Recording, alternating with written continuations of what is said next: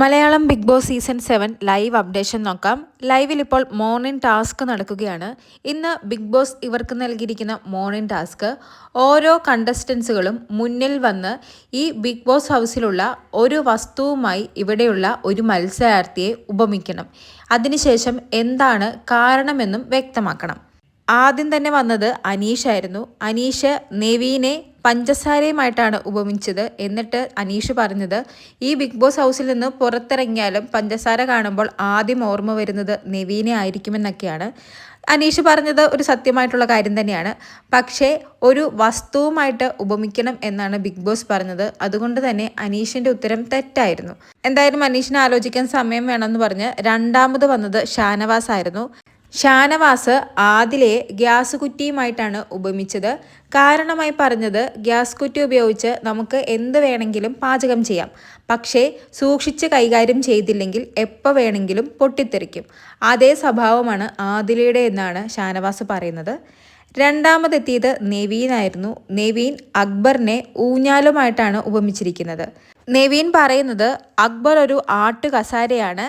ആ കസാര ആടും, പക്ഷേ ഒന്നേൽ കാറ്റ് വേണം, അല്ലെങ്കിൽ ആരേലും ആട്ടിക്കൊടുക്കണം. അതേ സ്വഭാവമാണ് അക്ബറിനും. അതുകൊണ്ട് അക്ബർ ഇവിടുത്തെ ആട്ടുകസാരയാണ്.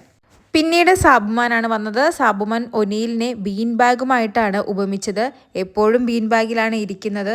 ബീൻ ബാഗ് എപ്പോഴും ഇരിക്കാൻ കംഫർട്ടാണ്. അതുപോലെ സാബുമാൻ്റെ ഒരു കംഫർട്ട് സോണാണ് ഒനീൽ എന്നൊക്കെ പറഞ്ഞു.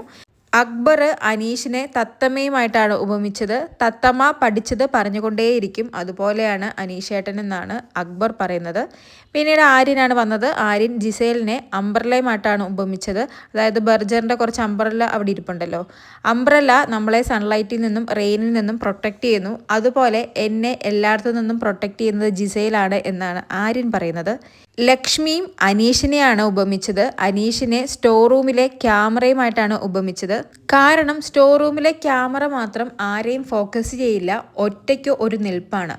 ആ ഒരു നിൽപ്പാണ് അനീഷേട്ടൻ പല സമയത്തും പല കാര്യങ്ങളും ചോദിക്കുമ്പോൾ. അതുകൊണ്ട് അനീഷ് സ്റ്റോർ റൂമിലെ ക്യാമറയാണ്. പിന്നീട് വന്നത് ബിന്നിയാണ്. ബിന്നിയും നെവീനെയാണ് ഉപമിച്ചത്. നെവീനെ വാഷിംഗ് മെഷീനുമായിട്ടാണ് ഉപമിച്ചത്. കാരണം ഇവിടെ നമുക്കൊരു വാഷിംഗ് മെഷീൻ ഉണ്ട്, അതിൽ ഒരുപാട് ഫീച്ചേഴ്സ് ഉണ്ട്, പക്ഷേ അത് കുത്താൻ പ്ലഗ് ഇല്ല. അതുകൊണ്ട് ആവശ്യ നേരത്ത് നമുക്ക് ഉപയോഗിക്കാൻ പറ്റില്ല. അതേ സ്വഭാവമാണ് നെവീന്. നെവീന് ഒരുപാട് കഴിവുകളുണ്ട്, പക്ഷേ നമുക്ക് ആവശ്യമുള്ള ഒരു സമയത്ത് അത് ഉപയോഗിക്കാൻ പറ്റില്ല. ആദില അക്ബറിനെ കത്തിയുമായിട്ടാണ് ഉപമിച്ചത്.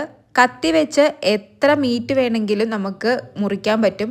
അതുപോലെ തന്നെയാണ് അക്ബറും. അക്ബർ എത്ര വേണമെങ്കിലും വെട്ടിക്കീറുമെന്നൊക്കെ പറയുന്നു. പിന്നീട് വന്നത് അനീഷാണ്. അനീഷ് ആദിലെ സേഫ്റ്റി പിന്നുമായിട്ടാണ് ഉപമിച്ചത്.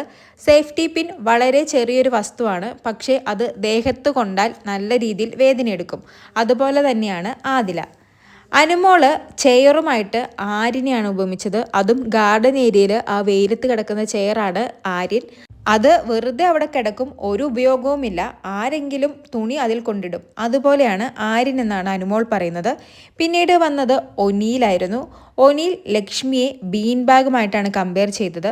അതായത് ആദ്യം ബീൻ ബാഗ് നിറച്ച് ബീനുകളുണ്ടായിരുന്നു, അതുപോലെയായിരുന്നു ലക്ഷ്മി. ഇപ്പോൾ എന്തായാലും ബീനുകളൊക്കെ പോയി, എല്ലാവരും കയറിയിരുന്ന് ബീനുകളൊക്കെ പോയി തറയുമായി ഒട്ടിക്കിടക്കുന്ന ഒരു ബീൻ ബാഗ് മാത്രമാണ് ലക്ഷ്മി എന്നാണ് ഒനീൽ പറയുന്നത്. നൂറ ഒനീലിനെ ടൂത്ത് ബ്രഷുമായിട്ടാണ് ഉപമിച്ചത്. കാരണം ഇവിടെ ഒരു തവണ ഏറ്റവും നല്ല പല്ല് ആരുടെയാണ് എന്നൊരു ചോദ്യമുണ്ടായിരുന്നു.